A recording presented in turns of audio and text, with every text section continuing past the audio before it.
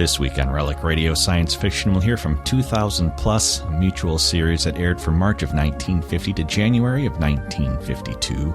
It's estimated the series produced over 90 episodes. Not very many of them have survived, but today's episode did. It's The Flying Saucers. This one aired August 23rd, 1950. I was alone in a room 100,000 miles from Earth. My body lay dead before me, and yet I spoke and felt and lived. Behind me lay a tortured world. Before me, the moon and destiny. Again, I felt the surge of power, and had I been able to, I would have smiled. My mission was accomplished. No one knew, no one understood. If they had, they would not believe. This was a project 3,000 years old, yet no one had guessed. No one. Listen now to 2000 Plus.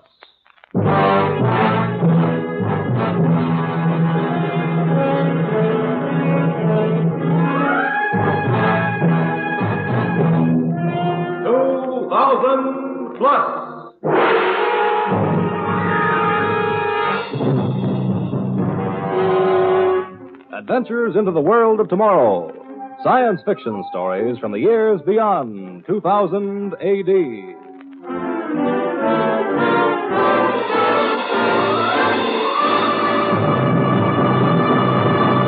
Today, a story entitled The Flying Saucers.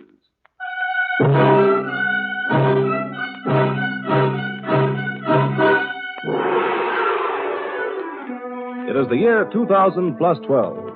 A blazing New Mexico sun shines down upon a great military installation, upon a vast, noisy field, and upon a silvery shape which seems to strain forward, ready to leap up into space. In an executive office, a man sits in his chair, his eyes on the great rocket. Behind him, a girl waits for him to speak. Better close that window, Eileen. The noise won't let a man think. Yes, sir. Ah, that's better. I'm ready, Dr. Bronson. Get this on tape as well as in shorthand. It's for the permanent files in Washington. It's got to go out in the next jet. I'll give you a signed sheet of stationery. Send it off to make the 5 o'clock connection. You got that? Yes, sir. Recorder on. The letter to be transcribed over your signature and sent off on the 5 o'clock connecting plane. Right. Heading, top secret. 2, National Scientific Council. Copies to Joint Chiefs of Staff, Secretary of Defense, the President. From Andrew Bronson. Forget the usual string of titles, Eileen. Chief Department of Extraterrestrial Research, White Sands, New Mexico. Regarding defense measures against aerial visitors listed in file AA-286 as flying saucers. 1. For the past 3 months, this secret experimental installation has been visited by flying saucers. First appearance coincided with the launching of our secret flying missile, Zeus. Details in report CB-286, A, B, and C. 2. Although the flying saucers have never landed, the frequency of their visits has tripled since the launching. As reported in the files cited, Zeus has not yet returned. 3. In view of the importance to national security of this secret installation and its experiments, the reports already mentioned were reviewed by JCS and the National Scientific Council. It was decided that the flying saucers were a potential menace and that countermeasures be undertaken. 4. Zeus 2, an improved model of our secret flying missile, has been completed and armed. It is equipped with mass attraction and proximity fuse devices. Warhead contains 5,000 pounds hexenite. Firing control automatic. See file CB344. 5. The station has been placed in condition alert. Next visit from the flying saucers is expected momentarily. In view of the foregoing, we are in complete readiness. We will attack. Repeat. We will attack. Now, where's my pen? Andrew. This one doesn't work. I'll get it. I saw your pen in your vest. Don't touch that vest. I'll get it myself. Did I do something wrong? No. There, well, you might have been hurt. Hurt? Oh, never mind. There you are, my signature. Now, on your way. Andrew, why can't I stay? You know the orders, Eileen. We're going to test Zeus, too. You know anything can happen. Maybe the flying saucers will come back. If they do, we'll be ready for them. Besides, if the rudder should go wrong or the hexenite detonate. No. On your way now. The jet car's waiting downstairs. Oh, very well. But you will be careful, won't you? Of course. Eileen. Yes. I've never told you... Yes. Never mind. Au revoir, my dear.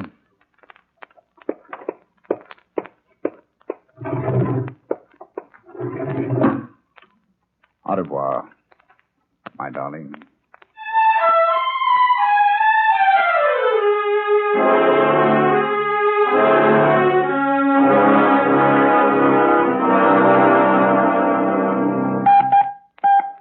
Dr. Bronson to security. Come in, security. Security, aye. Has Miss Harkness phoned in yet? No, sir. Well, that's funny. I expected her to after sending off the latest reports. She should be home now. Are you sure? Yes, sir. Well, something must have happened to her. Send a security officer to check. What about the setup for the new test? All ready, sir. Oh, that's good. I hope nothing happens. Any report of flying saucers? No, sir, not yet. But, sir, there's something funny about that. Every time we get ready for a test, even one of the minor missiles, one of the saucers appears. That's too much of a coincidence for comfort, sir. Yes, I thought of that, too. You think there's a leak somewhere? Yes, we've checked and rechecked. Nothing.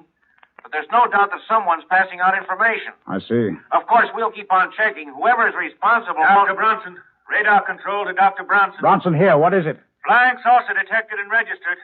Computation center fed data. Data follows. Distance, 486 miles. Height, 50.2 miles. Speed, 5 miles per second.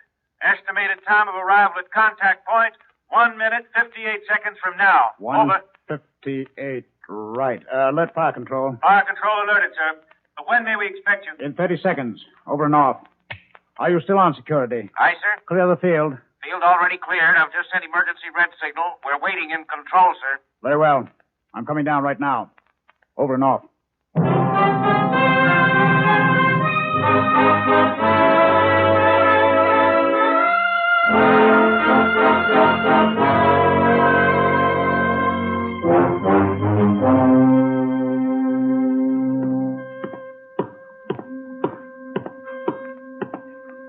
Let me have my headset and hand mic, Scotty. Yes, sir. Thank you. Bronson to fire control. Fire control to Bronson. Everything ready here, Chief. Dolly's cleared from Zeus 2. Warhead armed. Well done. Bronson to computation. Computation. Your figures checked through cybernetics? Yes, sir. As reported, Zeus 2 should destroy flying saucers 6 seconds after blastoff. Firing time, 2200, 33 hours, 36 seconds. Time check, everyone. Time is now 32 seconds to blast off. Condition red. I shall operate fire control remote. Strap in for firing. Security. Security, aye. Report. Field cleared, guards alerted and shielded, anti-radiation up, warhead armed, Zeus 2 ready. Any further 10 seconds. 9, 8, 7, 6, 5, 4, 3, 2, 1, fire.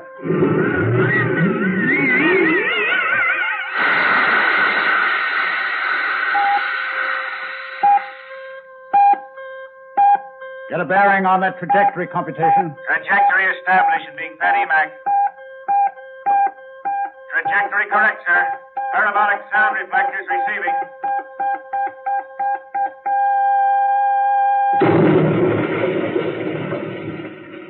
Contact 2233-42 right on the nose.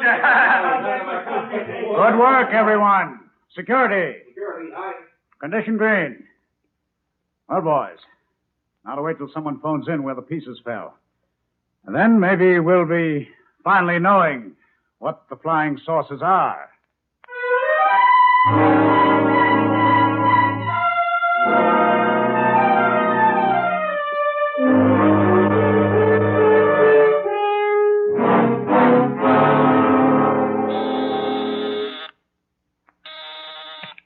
Yes, Scotty.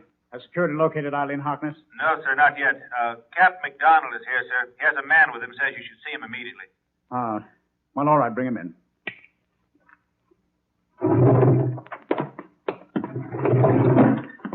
Yes. What is it? McDonald thought you'd like to hear this, sir. This is Al Waters, a rancher from upstate. He flew down from his ranch this morning and reported to the state police. They sent him to us. The saucer? Yes, sir. Where is it, Mr. Waters? The wreck. Wreck? I didn't see no wreck, Doc. What did you see? I seen a flying saucer come down about half a mile from my ranch house. Saw it this morning when I was going after a lost calf. He swears the saucer's undamaged, Dr. Bronson. Huh. Well, it may not be the one You flew down, Mr. Waters? Yep, got my own jet plane. Well, can you take me up with you to your ranch, I mean? Sure can. Glad to. All right, we'll leave immediately. Scotty, you round up the crew, everyone. Have them load everything we need on the transport, the big job. When can I expect you? Oh, give us 2 hours, sir. All right. Now, Mr. Waters, let's get to your ranch.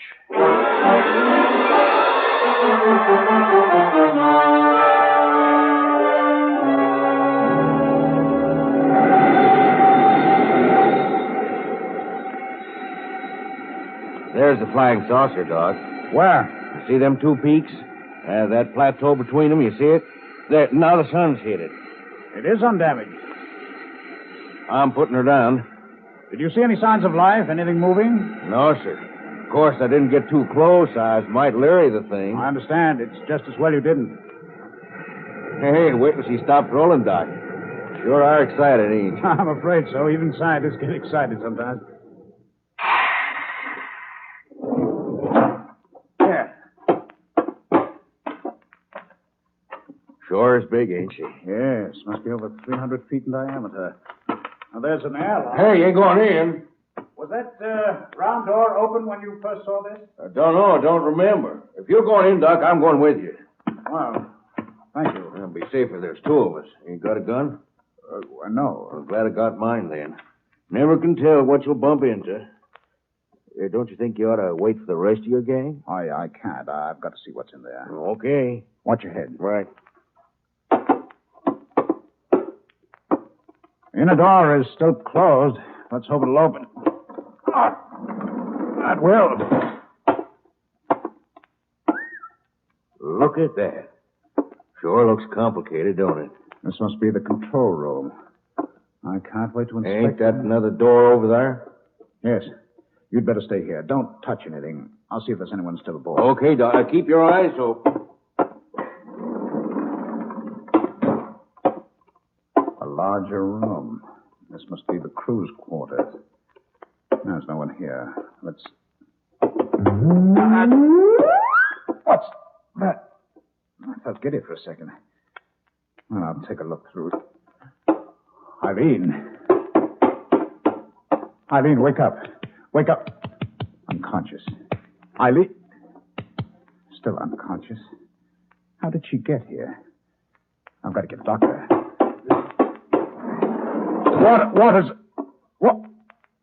What are you doing at that control board?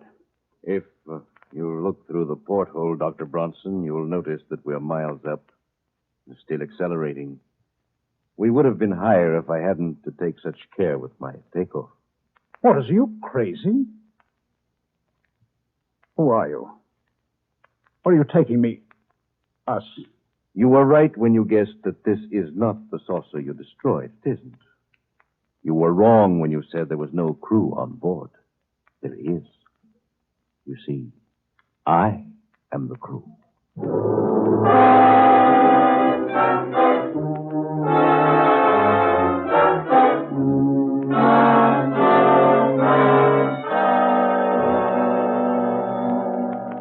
should consider yourself very fortunate, Dr. Bronson. It's not everyone who can view the Earth from a distance of 100,000 miles. You can put that gun away. Let me take care of Miss Harkness. I've already assured you there's nothing wrong with her. Merely an advanced soporific. She'll recover quickly. In fact, here she is now. Andrew, Eileen, stay where you are. He has a gun. where are we? How did I get here? I think you'd better sit down, Miss Harkness. Who's he? I don't know. He calls himself Waters. Where are we? I looked out of a porthole. Don't be frightened, Eileen. We're on a flying saucer. A flying saucer? Yes. How did you get here? I don't know. I sent off the report, got into the car, and woke up here. One of my operatives. I shall now engage the automatic controls, and the ship will fly itself until we get to the moon. The moon? Yes, that is our first stop. You see, fast as this saucer is, it would take us centuries to get to our ultimate destination. So we must transfer to a matter converter at our base on the moon, and we shall be in core almost instantly. Core? What are you talking about? Perhaps a little explanation is due you. We core are the inhabitants of the solar system you know as Rigel. But that's 500 light years away. Exactly. Although the speed of what you Earthmen have been pleased to call our flying saucers is approximately that of light, even that speed would entail a round trip of 1,000 years. True, the core are almost immortal, but for efficiency's sake, we set up a matter converter to flash us, or rather, I should say, our operatives, through space, instantaneously. Our base is on the dark side of the moon. From there, we transship to the saucers. But why? Why are you so interested in Earth? Why haven't you let us know? Sent representatives to the World Council? One thing at a time, Dr. Bronson. I see you partake of your pulp writer's suspicions that we intend to take over the Earth. The truth is just the opposite. We want Earth left strictly alone for our research.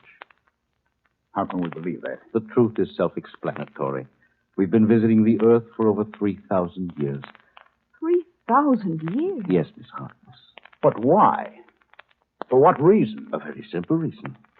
Our interests differ from yours. Without research, we become bored. To spend eternity in boredom, well, we are primarily psychologists, social psychologists, while you are engrossed in a mechanical civilization. Of course, we fostered that development. I still don't understand it. I didn't expect you to. However, in every society, there are certain problems, shall I say, which can only be solved experimentally. We have used you humans in our experiments. It's been extremely interesting. You mean you've been using us as guinea pigs, as experimental animals? You may put it that way if you wish. I still don't see how. Through our operatives. That's the third time you've mentioned operatives. What do you mean? We core possess no body, as you know it. We are constructed of energy. In order for us to visit Earth, it was necessary for us to construct human bodies and to inhabit them. We thereupon had an operative who could go to work on Earth. You couldn't have gotten away with it. Someone must have suspected you. Exactly. There were a few suspicions. So we took the memory of life on core away from our operatives and landed them on Earth, complete with an Earth history. You may remember Alexander the Great. He was one of our operatives. And Francois Villon, his task was to satirize his time and to lead the unrest which brought on the French Revolution. There we had another, Marat. Villon, Marat. It's incredible. Not at all. As one of your Earthmen, Emerson, said, an institution is the lengthened shadow of one man. We saw to it that the key men in each age were ours, our operatives. The problems they set Earth gave our scientists much material to work with. Enough for another few thousand years. Then our inventions, our scientific advances were pushed on by you. Yes, like giving an ape a stick to see what he will do with it. Then Our wars, our revolution? Naturally, wars and revolutions are part of the research. They're all part of the master plan. But don't forget, we fostered genius, too. Why are you telling us all this? Surely that must be clear even to you. You are perhaps the leading scientist in America, certainly the leading figure in the use of atomic power for extraterrestrial research, a key man. But doesn't that suggest something to you? No. I can't believe it. Certainly, my dear Bronson. You are one of our operatives. You've done your work, but your experiments have endangered our base on the moon. So it's time to transport you back to core. The signal. We are approaching our base. It will be a comfort to leave this unpleasant body and to resume my right. Bronson, put down that hand. Oh. Here, put this handkerchief over your nose, Eileen. The gas will clear away in a moment.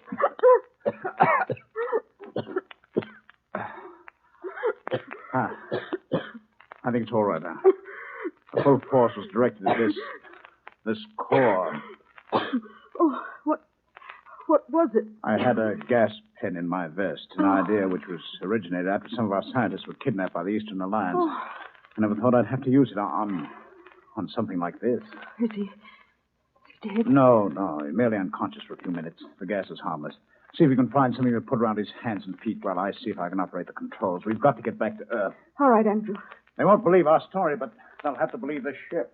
I can't find anything to use. You'd better hurry. All right. Andrew. What is it? We haven't much time. I thought you said the gas was harmless. Of course it is. But this man isn't unconscious. He's dead. Dead? There's no pulse, no breathing, no heartbeat. Oh, Andrew. Now get hold of yourself. I don't know how to... If it was his life or ours, Eileen... I neglected to inform you that a core of the upper grades can leave his body as he pleases. I see that I underestimated you, Dr. Bronson. You saw immediately that my weakest point was the human body of which I complained. Very clever. I can't move. I need no futile arms and hands in this form. A core carries power, for a core is power. I take it you will rid us of our bodies, too. Precisely. Isn't there anything... If we promise to forget, you can make us forget. Unfortunately, the matter is out of my hands. My orders were to recall 2 operatives. 2? Yes. Miss Harkness was a psychometrist in her previous, shall I call it, incarnation. An excellent one, too, Draga, or Eileen, as you're now called. But this is inhuman. Precisely. I am not human. Let Eileen go. I'll go with you gladly, but Eileen... No, Andrew. Take me instead. The answer is the same for both of you. No. What kind of fiends are you? Isn't there one of you with pity? Just one who knows what we feel, who's felt the agony of the millions you've made your guinea pigs? You're speaking of sympathy? No. Yes, I stand corrected. There was one of core who felt that strange emotion. Carter. An odd being, as I recall. And I suppose you killed him? No. A core being energy cannot be destroyed. We captured Carter and exiled him to your planet. An enormous task. He was one of our greatest scientists. That makes it all the more strange, you see. He wished to stop our experiment. Well, we lost track of him, but no matter. The unfit must go. That is the paramount law of nature. Enough of these digressions. It is time... At least let me say goodbye. A little time must elapse before I can build up the energy to free you of your body. You may have the time. Besides, it is a new experience to me. Most interesting. Eileen, darling, it's too late now, but I want you to know I love you. I've loved you ever since you walked into my office 3 years ago. And I love you, Andrew. I always have. I always will. Very touching. Don't be afraid. My darling. This touching of lip to lip. Very interesting. Energy is undoubtedly transmitted. Very well, Dr. Bronson. It is time. No, take me first. Let him go.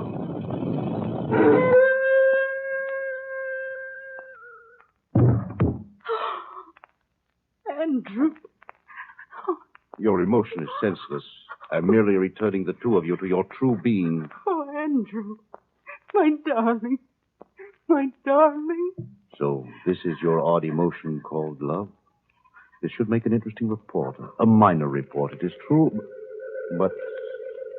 You have done your work, O Loka. You have done your work too well. You are not the operative I was sent for? No. I am Carter, at last. But now with 2 centuries of power I learned on Earth, there is no core who can withstand me now. Sympathy is the ability to feel what others feel. How do you feel now, Loka? I don't understand. Unscientific. No. Say mercy. Say it. Unscientific. Mercy.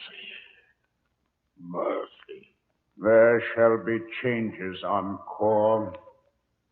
We must leave Earth alone to work out its destiny in its own way. Now, go to the converter and await me there. Draga. My Eileen. Andrew, Don't be afraid. The transition is painless. There is so much for us to do on Core, so much to teach you. Andrew, I can't. I'm so frightened. Don't be. Your power will soon be with me. For you, too, are Core. What those fools didn't know, that emotion, too, is power. With your love and mine, we can right the wrongs Core has done to Earth. There is eternity for both of us to spend together. Eileen. Draga. I'm ready. My darling. Now. And forever.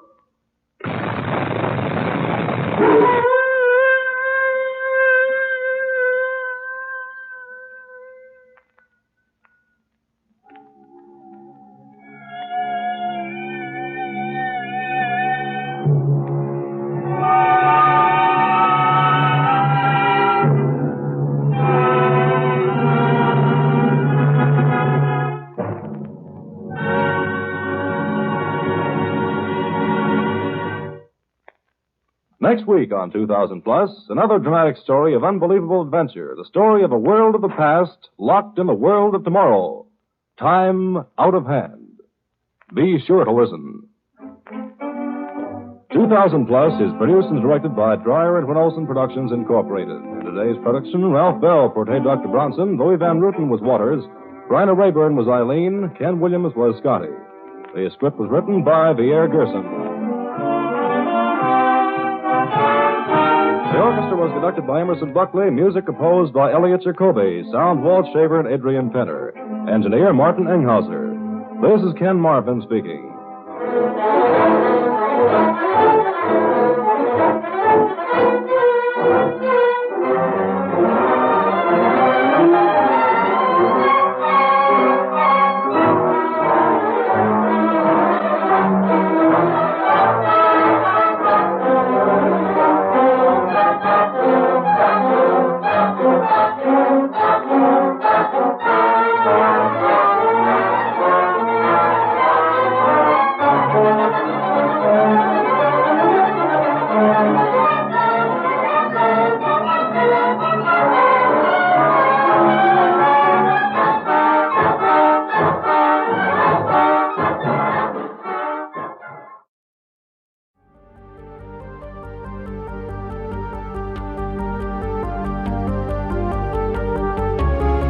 That's the show for this week. I hope you enjoyed it. Find more from 2000 Plus, past episodes of this show, and all types of old-time radio at relicradio.com. Donate through the website as well if you'd like to help support this and all of the shows. It's how it keeps coming to you every week.